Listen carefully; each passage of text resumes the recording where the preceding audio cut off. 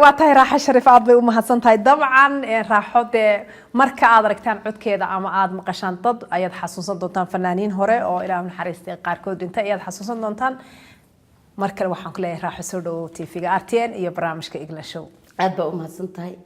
wariye igu qaaliya England Show aad baan ku salaamayaa adiga iyo asxaabta oo dhan dabcan ma markii ugu horeysay ee aan halka raaxo shariif aan soo fariisiyay ee aan idin keenay aan idin raaxo shariifay daawadayaasha kale RTN iyo halkan aan fanaanadeena codka macaan iyo heesaa inta badan iminka la dhageystaba iskale dabcan raaxo shariif hadalba inteynaan sii gelin waxaan rabaa heesta ugu horeysay ee toddobaadka barnaamijka aan ku daafray inteynaan u soo noqon soo dhaweynteena iyo halka sheekaysigeena iyo hawlaheenaba waxaan rabaa heesta ugu horeysay inaan xal jacayl ma loo helay ayaa heestan la dabcan nafti aan xaq dhowre xiisaha wadaagnaba xumaysa weligeed